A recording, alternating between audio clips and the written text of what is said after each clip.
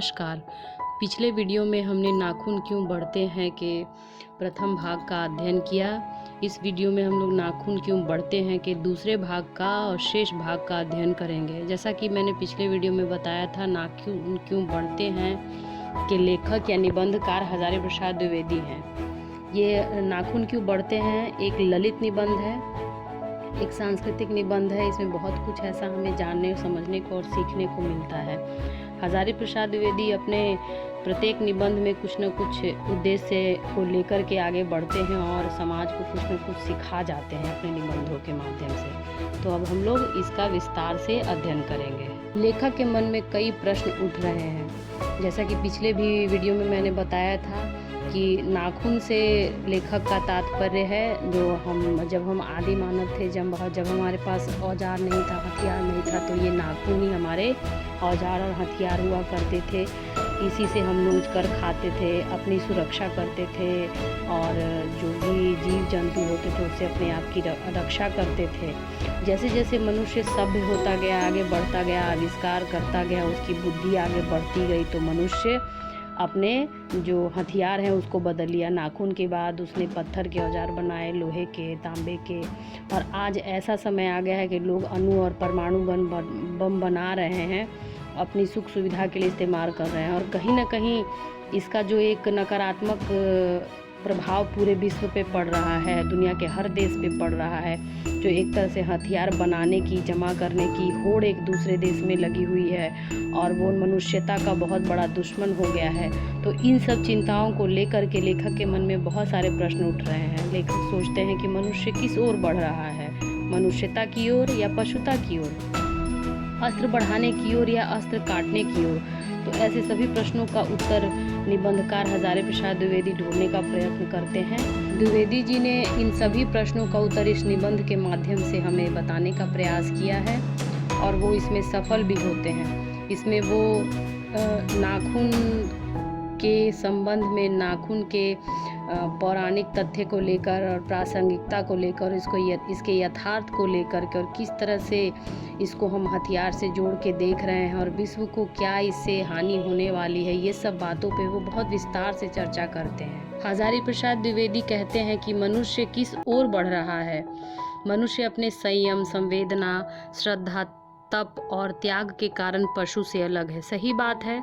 पशु और मनुष्य में सबसे बड़ा अंतर यही होता है कि मनुष्य के अंदर संयम होता है, वो एक संवेदी प्राणी है, उसके अंदर सभी के प्रति श्रद्धा है, वो तप करता है, यानी किसी भी चीज़ को पाने के लिए मेहनत करता है, तपस्या करता है, तब उसका फल उसे प्राप्त होता है। उस साथ ही साथ वो त्याग करना भी जानता है, तभी तो वो पशु से भिन्न है। अब पशु और मनुष्य में सबसे बड़ा अंतर हम देख सकते हैं कि आहार, निद्रा, भय, मैथुन, ये सारा पशु के समान है, मगर जो उनके अंदर संवेदना है, श्रद्धा, तप है, वो सब पशु से अलग है। पशु से अलग करने वाले मनुष्य के गुण उसके द्वारा उत्पन्न किए गए बंधन के समान है। अब मनुष्य इन बंधनों का त्याग नहीं कर सकता, ये बंधन ही उसके आदर्श हैं। ये बंधन संपूर्ण मनुष्य जाति के बंधन है। मनुष्य वचन, मन और शरीर से ही ऐसा कार्य नहीं करना चाहता जिससे उसके स्वयं के बनाए बंधन टूट जाएं और वह पशु की श्रेणी में आकर खड़ा हो जाए। भारत की जो संस्कृति है, परंपरा है, हमारी जो सभ्यता है, वो गौरवान्वित करने वाली है, गौरवशाली है। और किस तरह से हम भारतीय उसे प्रेरणा पा करके एक सच्चा आदर्श प्रस्तुत कर सकते हैं और अच्छी राह पर चल सकते हैं। और ये हथियार, मार काट, ये सब से हम लोग आगे बढ़ के उसे पीछे छोड़ सकते हैं और सही में मनुष्यता की पहचान हम पा सकते हैं। निबंधकार ने इसमें देश की आज़ादी में जो भी शब्द प्रयुक्त हुए हैं उसको बहुत अच्छे से समझाने का भी प्रयास किया है, एकदम विश्लेषणात्मक तरीके से। लेखक कहते हैं कि स्वतंत्रता, स्वराज्य और स्वाधीनता शब्दों का अर्थ अलग अलग होता है।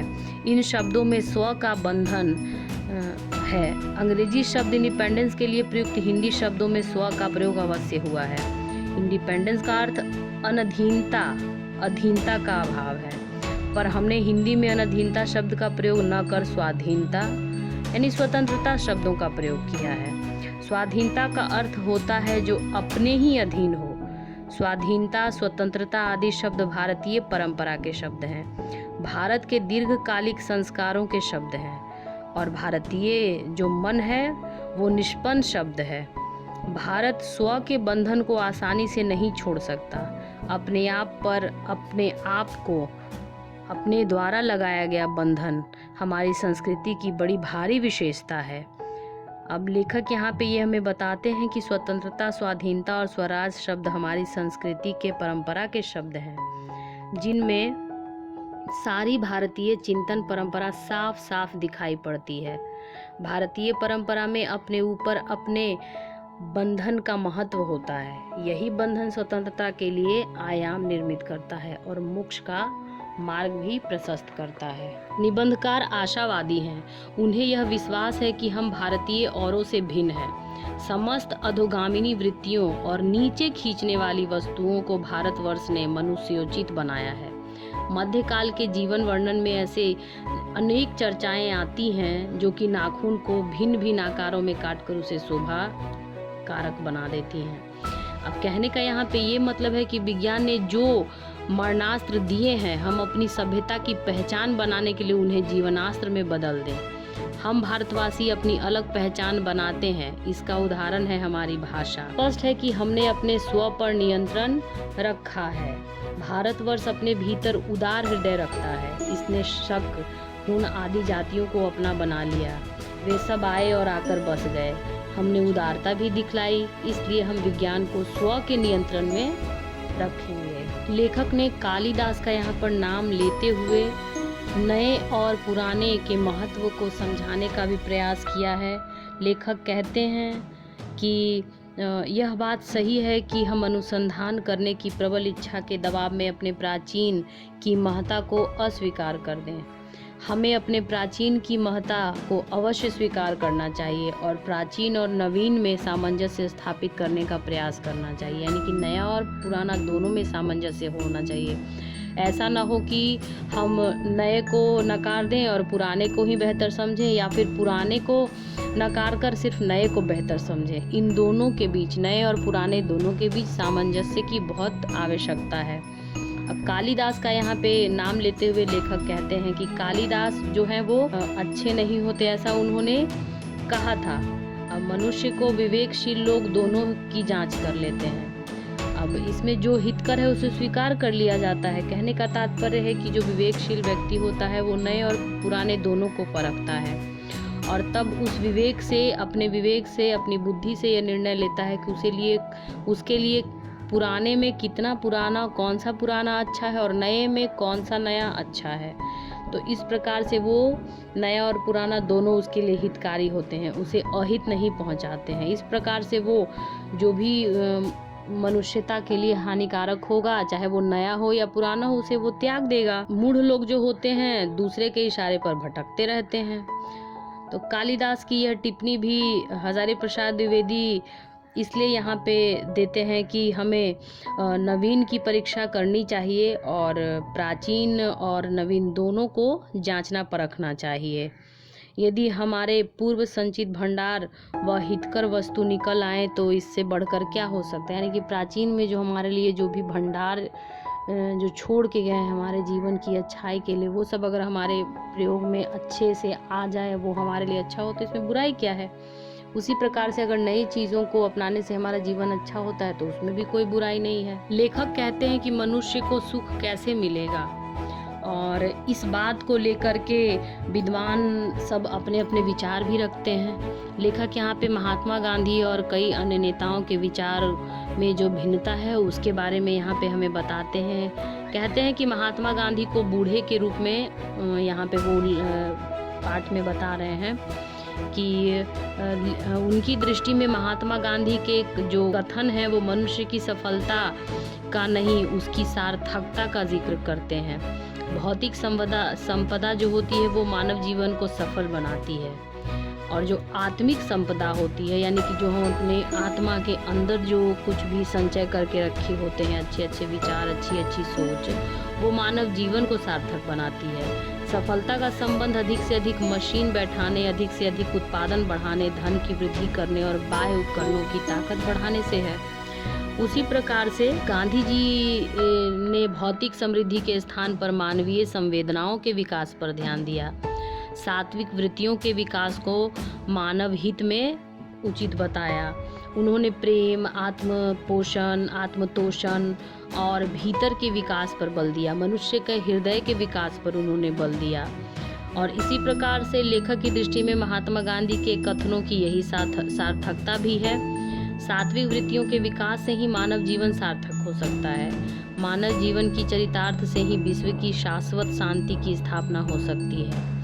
बिल्कुल सही बात है कि अगर मनुष्य के हृदय में सात्विक भावना नहीं रहेगी, वो अपना आत्मिक विकास, आत्मिक भावना को अगर अच्छे से वो विकास नहीं करेगा तो मनुष्य का जीवन व्याकुल रहेगा, वो भटकता रहेगा और विश्व को हमेशा अहित पहुंचाता रहेगा। जिस प्रकार से आज के युग में हम देख रहे हैं कि मनुष्य हथियारों की होड़बंदी में लगा हुआ है, अपने आप को श्रेष्ठ साबित करने में लगा हुआ है, खुद धन इकट्ठा करने में लगा हुआ है, तो वो सबसे वो एक दूसरे को नुकसान ही पहुंचा रहा है। और जो हमारे आविष्कार हैं, वैज्ञानिक आविष्कार हैं, वो कहीं ना कहीं हमें ही नुकसान पहुंचा रहे हैं। तो इन सब चीज़ों के लिए ये जो पाशविक वृत्ति हमारे अंदर जो आ गई है, इसको दबाने के लिए आत्मिक जो हमारी शक्ति है उसको बढ़ाने की, उसको विकास करने की आवश्यकता है।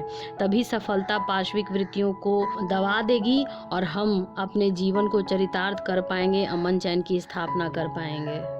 बड़े बड़े नेता भौतिक जो समृद्धि होती है उसे अपने जीवन का लक्ष्य मानते हैं, जबकि गांधी जो हैं वो आंतरिक समृद्धि को अपना लक्ष्य बताते थे। और बड़े बड़े नेता ये कहते थे कि सुखी मानव जीवन का उद्देश्य है। ठीक जैसे इसके लिए वह मशीनें अधिक से अधिक बिठाने का, उत्पादन बढ़ाने का, ये सब बात वो करते थे। लेकिन महात्मा गांधी ठीक इसके विपरीत थे। उन्होंने हमेशा से कहा कि आंतरिक गुणों से ही मानव जीवन सार्थक हो सकता है। गांधी जी मनुष्य के अंदर की आत्मा को महत्व दिया। उन्होंने मानवीय संवेदनाओं की महत्ता को प्रतिपादित किया और जीवन में प्रेम की महत्ता का निरूपण किया। और उन्होंने कहीं ना कहीं हमें ये बात सिखाई कि स्व का जो बंधन है वो हमारे लिए बहुत महत्वपूर्ण है। उनकी बात वैसे लोग नहीं समझ सकते जिनके लिए बाह्य प्रगति ही सब कुछ है। अब गांधी की हत्या तो कर दी गई, अब इसके बाद जो नाखून के बढ़ने की प्रवृत्ति है वो आदमी पे हावी थी, अगर उसको इस रूप में देखा जाए तो। उसी प्रकार से महात्मा गांधी ने मनुष्य की वास्तविक चरितार्थता का पता लगाया था। मनुष्य की चरितार्थता इस बात में है कि वो अपने आंतरिक गुणों का विकास करे, भौतिक सुख सुविधाओं को अपने जीवन का लक्ष्य न बनाए। हमेशा से महात्मा गांधी ने आंतरिक जो शक्ति है, आंतरिक जो गुण है उसको बढ़ाने के, उसको विकास करने के लिए प्रेरित किया है, न कि हिंसा, क्रोध और द्वेष ये सब को। हमेशा से महात्मा गांधी ने कहा है कि हमें हिंसा, द्वेष, क्रोध, लोभ, मोह से दूर रहना चाहिए और अपने हृदय में प्रेम को स्थापित करना चाहिए, और वो हमारे जीवन के लिए बहुत आवश्यक है। हमें इन अवगुणों को पाशविक वृत्ति मानकर त्याग देना चाहिए। लेखक के मन में यह आशा है कि कोई तो दिन ऐसा आएगा जब मनुष्य के नाखूनों का बढ़ना बंद हो जाएगा। अब इस पे हजारी प्रसाद द्विवेदी ने हमें ये याद दिला है कि स्वधर्म और उसकी महिमा कितना महत्व रखती है किसी भी मनुष्य को एक मानवीय जीवन जीने के लिए, जीवन प्रदान करने के लिए। लेखक कहते हैं कि प्राणी शास्त्रियों ने यह अनुमान लगाया है कि जिस तरह मनुष्य के लिए अनावश्यक अंग होने के कारण उसकी पूंछ झड़ गई, उसी तरह एक दिन उसके सारे अनावश्यक अंग भी झड़ जाएंगे। हजारी प्रसाद द्विवेदी कहते हैं कि मनुष्य के सारे अनावश्यक अंग झड़ जाएंगे, उस दिन उसकी पशुता भी खत्म हो जाएगी, विलुप्त हो जाएगी। छोटे बच्चों को इस बात से परिचित करा देना बहुत आवश्यक है कि मनुष्य इच्छाओं और आदर्शों को लेकर चलता है। जब मनुष्य की इच्छा प्रबल होती है तब वह अस्त्र शस्त्रों की ओर प्रवृत्त हो जाता है, आगे बढ़ जाता है, और जब उसके भीतर आदर्श की भावना जग जाती है, जोर मारने लगती है, तब मनुष्य मनुष्यत्व की ओर बढ़ जाता है। मनुष्य का स्वधर्म है अपने को संयमित रखना तथा दूसरे के मनोभावों को आदर करना। मनुष्य की मनुष्यता उसके आत्म संयम और दूसरों के प्रति आदर के भाव में निहित है। वे वस्तुएं जो सतत अभ्यास और तप से प्राप्त होती हैं, मनुष्यता की महिमा को सूचित करती हैं। गौतम बुद्ध की शिक्षा को हजारी प्रसाद द्विवेदी ने याद दिलाते हुए बताया है कि किस प्रकार आज के मानव को गौतम बुद्ध की शिक्षाओं का पालन करना चाहिए और उनके द्वारा बताए गए राह पे चलना चाहिए। गौतम बुद्ध की शिक्षा मनुष्य के अंदर जो पाशविक वृत्ति है उसको दूर करने में बड़ी आसानी से हमें सफलता प्राप्त होगी। गौतम बुद्ध की शिक्षाएं हमें अपने आप से मिलाती हैं, हमें ये बताती हैं कि हमारे अंदर कितनी शक्ति है, कितनी ताकत है, हम किस प्रकार से अपनी पशु वृत्ति को नष्ट कर सकते हैं और कहीं ना कहीं एक सच्चा इंसान बन सकते हैं। मनुष्य मनुष्यता के लिए होता है, न कि पशुता के लिए। ऐसा गौतम बुद्ध की शिक्षाओं से भी हमें मिलता है। वो गौतम बुद्ध हमेशा हिंसा के खिलाफ थे। उन्होंने हमेशा कहा कि हमेशा सत्य बोलो और हिंसा ना करो। तो इस तरह की जो बात उन्होंने बताई, वैज्ञानिकता की ओर भी उन्होंने बढ़ने को सिखाया। तो गौतम बुद्ध की शिक्षा हमें बहुत कुछ सिखाती है और मनुष्य को स्वयं की भाषा पे नियंत्रण रखना भी गौतम बुद्ध के द्वारा हम आसानी से सीख सकते हैं। उनकी जो शिक्षा है वो किस तरह से मनुष्य एक दूसरे के साथ बात विचार करे, आचरण करे, व्यवहार करे और कैसी संयमित भाषा का प्रयोग करें जिससे हम किसी का नुकसान ना पहुंचाएं, किसी के जीवन में दुख ना पहुंचाएं, हमारी बातों से किसी को दुख ना हो। तो बुद्ध की जो शिक्षा है उसकी सबसे बड़ी विशेषता है कि बुद्ध की शिक्षा हमें अपने भाषा पे नियंत्रण रखना सिखाती है और हमें अंदर से शक्ति प्रदान करती है।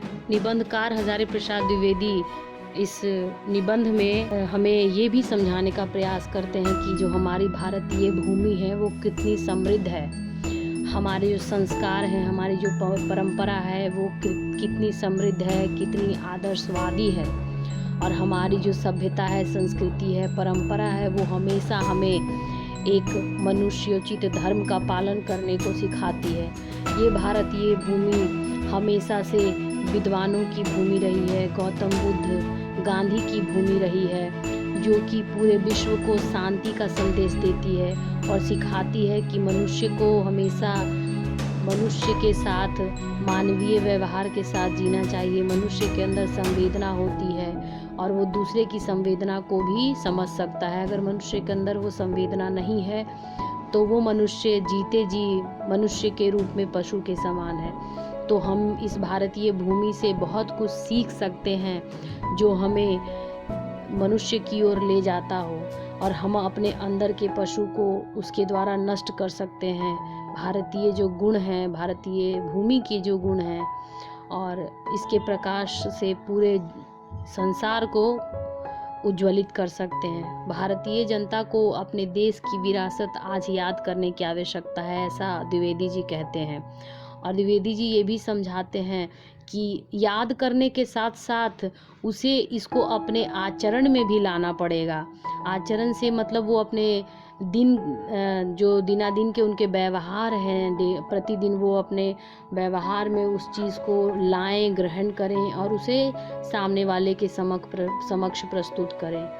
तो इस तरह से हम कहीं ना कहीं मनुष्यता को आगे बढ़ाने का और उसे सही राह पे ले जाने का काम भी कर सकते हैं। निबंध के अंत में निबंधकार ने सफलता और चरितार्थ में अंतर को बताया है। सफलता का संबंध मनुष्य के बाहरी जीवन से है और चरितार्थ का संबंध उसके आंतरिक जीवन से है। सफलता मनुष्य के भौतिक विकास से संबंधित है और चरितार्थ उसके आत्मिक विकास से। भौतिक रूप से निर्धन व्यक्ति अपनी आत्मिक संपन्नता में अपने जीवन को चरितार्थ करता है, वहीं भौतिक रूप से संपन्न आत्मिक रूप से भी विपन्न मनुष्य अपने जीवन को चरितार्थ नहीं कर सकता। चरितार्थ मनुष्य के चरित्र से जुड़ी है जिसमें मानवीय गुणों का महत्व होता है। प्रेम, मैत्री, त्याग आदि चिंतन से मनुष्य अपने जीवन को चरितार्थ करता है।